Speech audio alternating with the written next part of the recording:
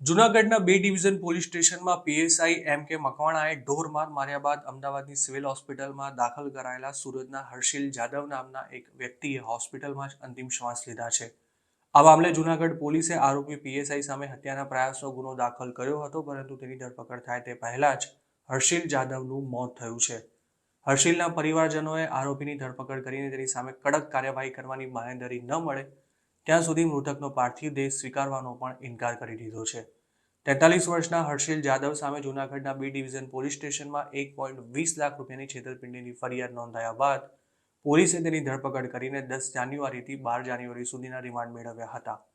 PSI Makwana પર એવો પણ આરોપ છે કે તેમણે મૃતક હર્ષિલ જાદવને રિમાન્ડ દરમિયાન માર ન મારવા તેમજ તેની સામેનો કેસ નબળો બનાવી દેવા માટે 5 લાખ રૂપિયાની ડિમાન્ડ કરી હતી અને પાછળથી 3 લાખ રૂપિયામાં મામલો સેટલ કરી દેવાની વાત કરી હતી.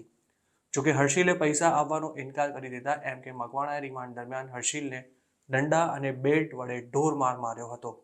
હર્ષિલને કરાયેલું ટોર્ચર એટલું ભયાનક હતું કે તેના કારણે તેના પગના સ્નાયુ ફાટી ગયા હતા, તેના પગમાં ફ્રેક્ચર થઈ ગયું હતું તેમજ શરીરમાં લોહીના ગઠ્ઠા જામી ગયા હતા. 2 દિવસના રિમાન્ડ બાદ હર્ષિલ જાદવને કોર્ટ સમક્ષ હાજર કરવામાં આવ્યો ત્યારે તે ઊભો રહી શકવાની પણ સ્થિતિમાં નહોતો.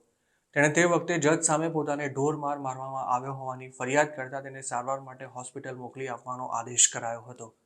આ દરમિયાન તેની જામીન અરજી મંજૂર થઈ જતા હર્ષિલે તેના પરિવારજનો અમદાવાદ લાવ્યા હતા, જ્યાં તેની તબિયત લથડતા તેને પહેલા પ્રાઇવેટ હોસ્પિટલમાં અને પછી સિવિલ હોસ્પિટલમાં લઈ જવામાં આવ્યો હતો અને સિવિલ હોસ્પિટલમાંથી જૂનાગઢ એસપી હર્ષદ મહેતાને આ કેસ મેડિકો લીગલ હોવાનો રિપોર્ટ મોકલવામાં આવતા પીએસઆઈ મકવાણા સામે હત્યાના પ્રયાસનો ગુનો દાખલ કરવામાં આવ્યો હતો. જોકે સારવાર દરમિયાન હર્ષિલ મકવાણાએ 24 જાન્યુઆરીએ અમદાવાદની સિવિલ હોસ્પિટલમાં જ અંતિમ શ્વાસ લીધા હતા. સુરતમાં રહેતા હર્ષિલ જાદવ ટ્રાવેલ કંપનીનો બિઝનેસ ચલાવતા હતા અને તેમની સામે જૂનાગઢમાં રિક્ષા ચલાવતા હાશિમ સીદા નામના એક વ્યક્તિએ 1.20 લાખ રૂપિયાની છેતરપિંડીની ફરિયાદ નોંધાવી હતી.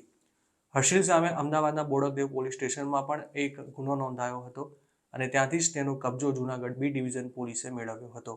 હર્ષિલને જૂનાગઢની પોલીસ અમદાવાદથી લઈ ગઈ, ત્યારબાદ તેના ભાઈ, મામા અને માસા પણ જૂનાગઢ પહોંચ્યા હતા અને તેમની પાસેથી પીએસઆઈ મકવાણાએ હર્ષિલને માર ન મારવા તેમજ કેસ ઢીલો કરી દેવા માટે 5 લાખ રૂપિયાની કથિત ડિમાન્ડ કરી હતી. ખાસી રકઝક બાદ આખરે પીએસઆઈ મકવાણા 3 લાખ રૂપિયા લેવા માટે તૈયાર થયા હતા, પરંતુ તે વખતે હર્ષિલના પરિવારજનોએ લાંચની રકમ નહોતી આપી. તેઓ હર્ષિલને બીજા દિવસે પણ મળવા ગયા હતા, પરંતુ તેમને પોલીસ સ્ટેશન પરથી જ પાછા મોકલી દેવાયા હતા. હર્ષિલના પરિવારજનોનો એવો પણ દાવો છે કે રિમાન્ડ દરમિયાન તેમને એક અજાણ્યા નંબર પરથી હર્ષિલનો જ ફોન આવ્યો હતો, જેમાં તેણે લાંચની રકમ આપી દેવા માટે આજીજી કરતા એવું કહ્યું હતું કે જો પૈસા ન ચૂકવાયા તો મને તકલીફ પડી શકે છે. બીજી તરફ રિમાન્ડ પૂરા થતાં હર્ષિલને 12 જાન્યુઆરીએ સાંજે કોર્ટમાં લઈ જવાયો હતો.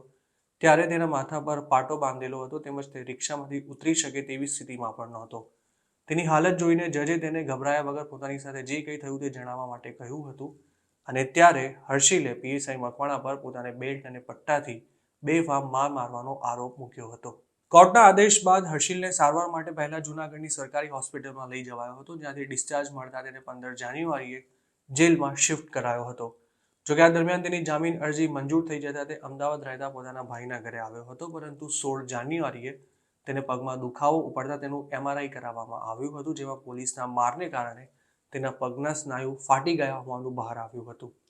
ટોર્ચરના કારણે હર્ષિલના પગમાં ફ્રેક્ચર થવાની સાથે બીજી પણ ગંભીર ઈજાઓ તેને થઈ હતી તેમજ તેને શ્વાસ લેવામાં પણ તકલીફ પડી રહી હોવાથી તેને પહેલા એક ખાનગી હોસ્પિટલમાં લઈ જવામાં આવ્યો હતો અને હર્ષિલના પરિવારજનોનું એવું પણ કહેવું છે કે તેમણે પ્રાઇવેટ હોસ્પિટલમાં તેની ટ્રીટમેન્ટ પાછળ 3 લાખ રૂપિયાનો ખર્ચો કરી દીધો હતો અને પછી તેને સિવિલ હોસ્પિટલમાં લઈ જવાયો હતો, જ્યાં તે વેન્ટિલેટર પર હતો. જોકે સારવાર દરમિયાન હર્ષિલે 24 જાન્યુઆરીએ અંતિમ શ્વાસ લીધા હતા.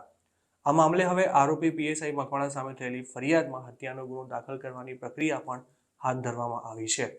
બીજી તરફ હર્ષિલના પરિવારજનોનો એવો પણ આક્ષેપ છે કે પોલીસ આ મામલે ફરિયાદ નોંધાયા બાદ પણ કોઈ કાર્યવાહી નથી કરી રહી અને આરોપી પીએસઆઈ મકવાણા પોતાનો મોબાઈલ ફોન બંધ કરીને ફરાર થઈ ચૂક્યો છે.